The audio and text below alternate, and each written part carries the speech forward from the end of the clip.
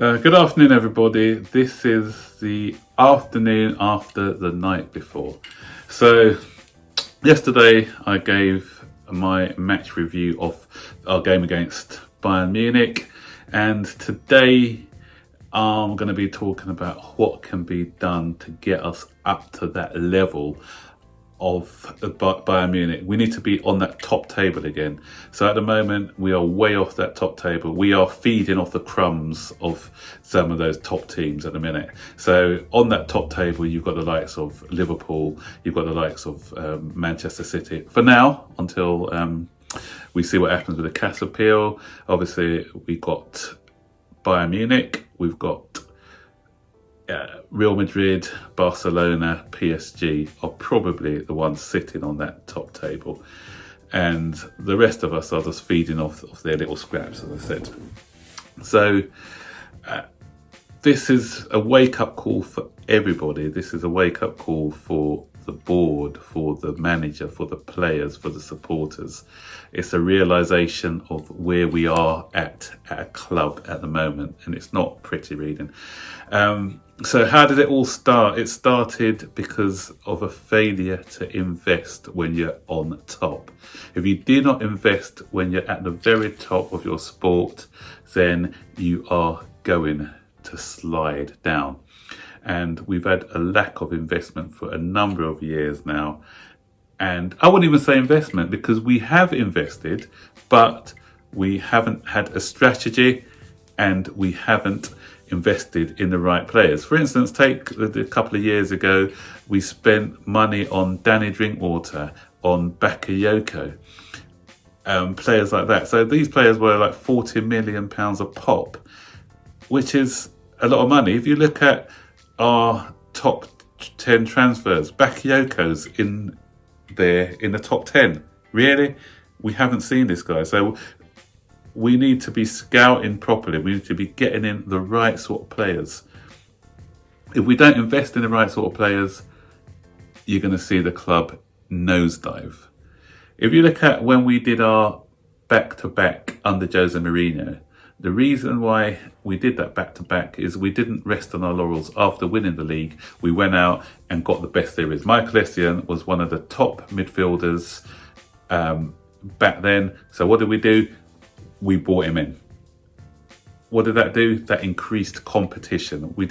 Liverpool used to do it every year in the 70s and 80s. Win the league, what do? They go out and look for the best player there is. So they go and get one other player. What it did, it saves the other players. You know what? You cannot drop your standards because we're bringing in somebody else. It raises their game another. Because when you win things, sometimes a player's mentality is, oh yeah, we've done it.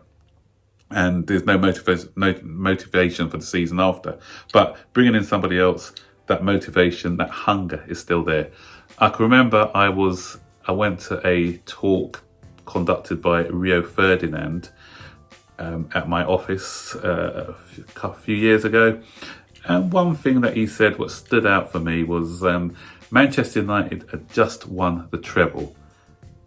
He's gone into Alex Ferguson's office the day after. Alex Ferguson is there, saying, oh yeah, we done it, Rio, and everything else. But you know what Rio's question was to Alex Ferguson? Who we getting next season? And he said, Alex Ferguson was a bit shocked. He said, look, we've done it, but who are we going to get to improve us next season? And he's talking about improving on the fact that they've won the treble, and he's asking, well, who's they going to get to improve the side for the next season? That's the sort of mentality that you need. You're not resting. You're going to go out there, you're going to get that hunger again for the season coming.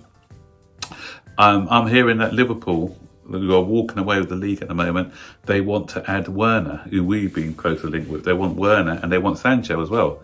So they're not saying, okay, we've done it, so we can sit on who we have. No, they're already trying to plan for next season and trying to get in players. And what that does, as I said, it gives players that extra motivation, that extra push that they need. So over a number of years now, we have failed to get in the right players. And it kind of started, I think, from a few years ago when Abramovich brought in, we went for vanity players. So rather than players who fit to the way that the managers wanted to play, he's gone in for these vanity players. He wanted Shevchenko, although it was against the wishes of Jose Mourinho. He brought him in anyway. And then I remember when under Ancelotti, I believe, we were after Aguero and Godin from Atletico Madrid in a double deal. And can you imagine we had those two players, one at the front, one at the back? Now, that would have been superb. But no, he wanted to get in Torres. And when we bought Torres, Liverpool apparently was shocked that we brought him in because he didn't even have a proper medical. We rushed him through the medical. The Torres that we were getting wasn't the Torres who was playing for Liverpool 2 or 3 seasons before, terrorising defenders. It was a broken version of that Torres, you know. I wouldn't change it. You know, it maybe sounds strange for me to say, but I wouldn't change it for that, because had we not got in Torres, our fate may have been different and we wouldn't be sitting on a Champions League win from 2012. Because as I said, you know, football is different. So had we got an Aguero, who knows what our destiny would have been at the time. So, but for long-term now, long-term ramifications, it's having an effect on us, because as you can see, Aguero, top world-class striker, is still plying his trade at Manchester City, still breaking records for them and still a good scorer, whereas we've got rid of Torres, and after Torres I think it's only been Diego Costa who you can call a world-class striker to have come into to Chelsea. So we need to look at clubs like Liverpool, as I said. And I don't like comparing us with Liverpool, but the reality is we have to, because Liverpool are at the top of the league at the moment, breaking all sorts of records.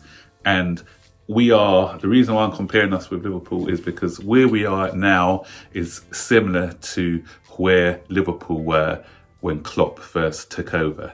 You know, winning the odd game, looking excited at times, but dodgy defence. I think they finished 8th in his first season, and he had a lack of quality throughout the squad.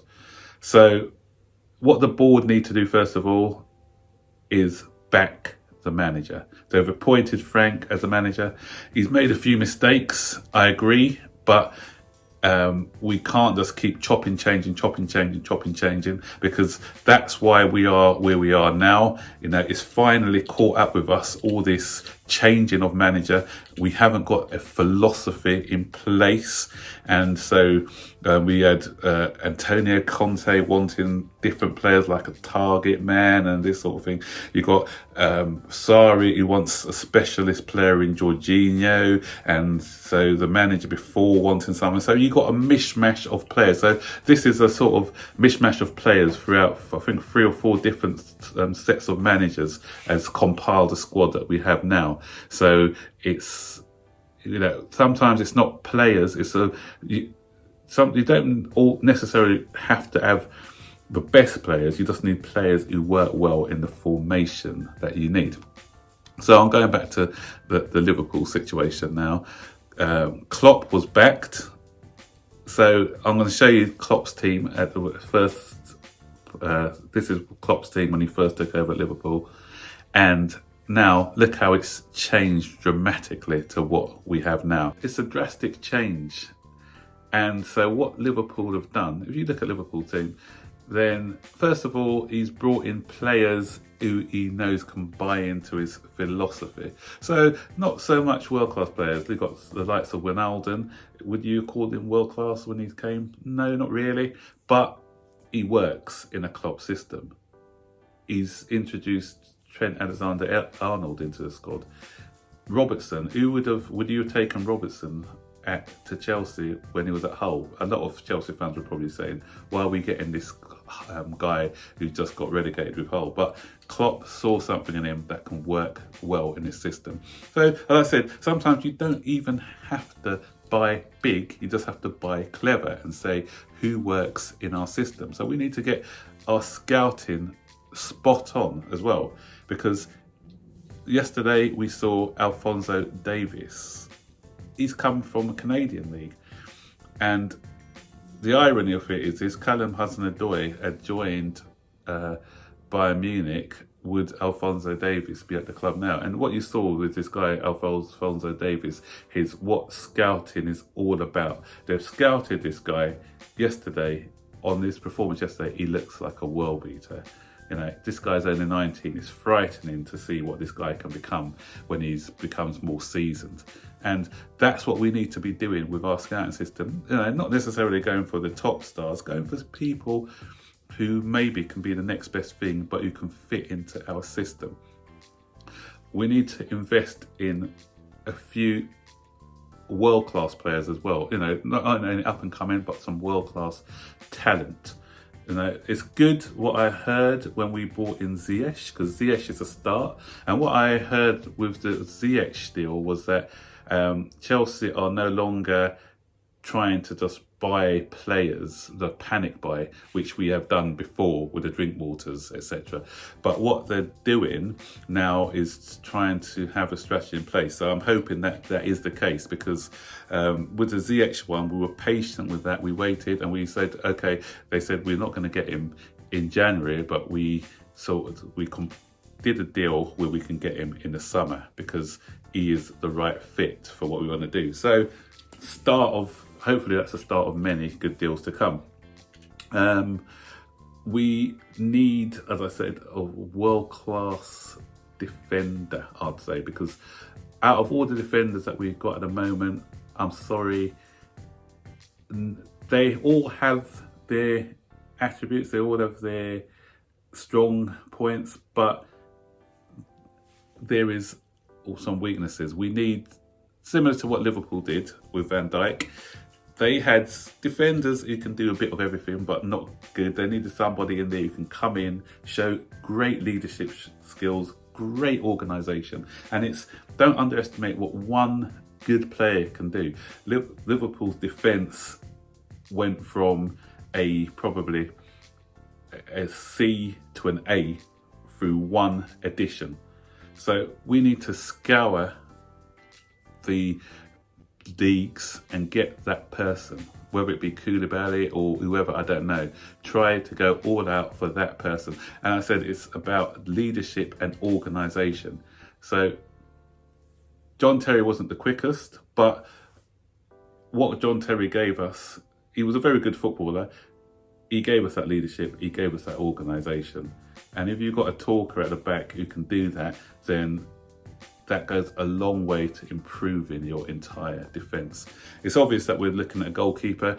Kepa, in my match review yesterday, I said if he doesn't play for a fourth game in a row, he's well and truly dropped. Caballero played well yesterday, but he's not what we need. We need a top-class goalkeeper.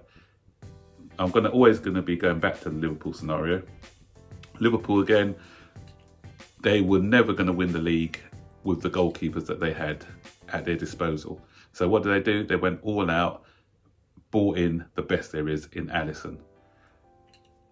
There are rumours about us looking at Oblak. I hope it's true. I don't believe it. I just think it's rumours. But he's the sort of goalkeeper we should be trying for, you know. Not to say that we can get him, but we should be attempting to get the best of the best. I like Onana as well at Ajax. So scouts, they need to do their thing and get in a top draw goalkeeper. Midfield,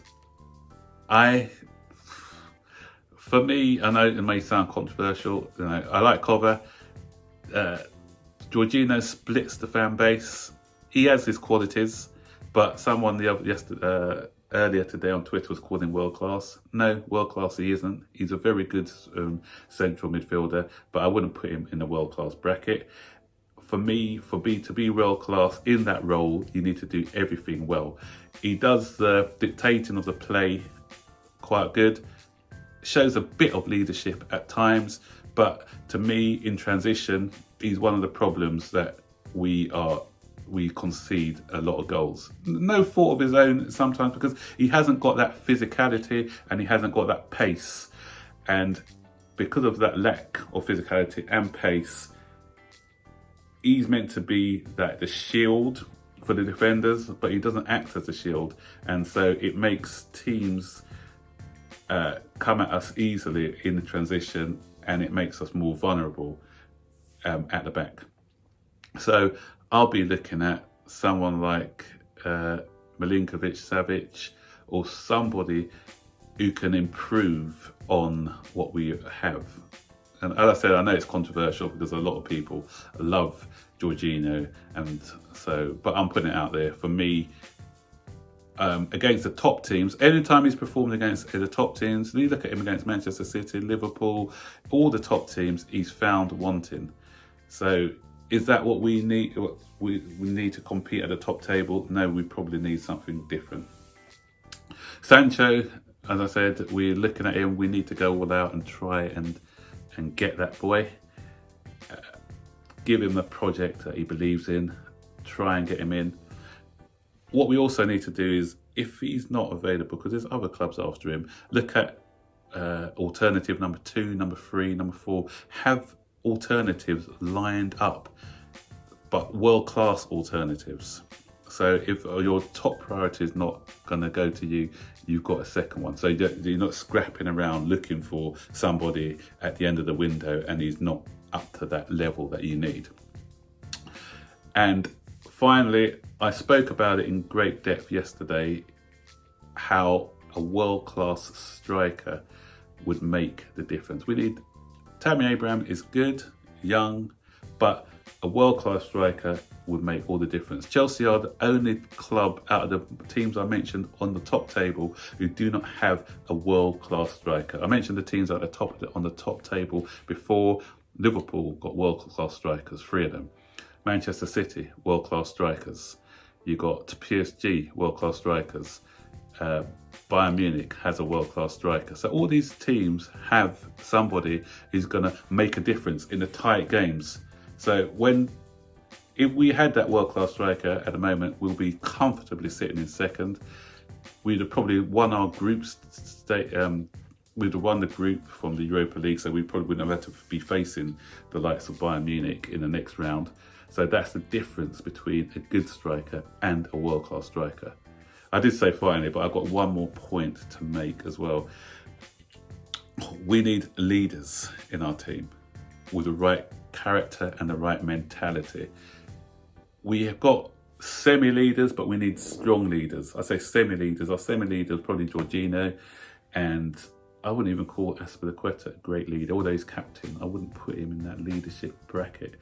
The fact that when we concede a goal, we fall apart, that shows a total lack of leadership. And it's not just yesterday we saw it. We've seen it in games time and time again. We've seen it where we've conceded one, and then all of a sudden, players want to do their own thing.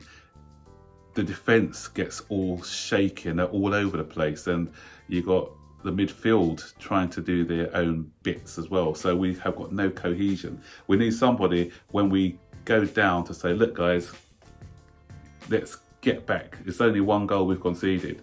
Let's get back to the good things that we were doing earlier on in the game. So we need a manager out there on the field. But I haven't seen that from anyone yet. So that's what we need to do, get players with the right sort of character.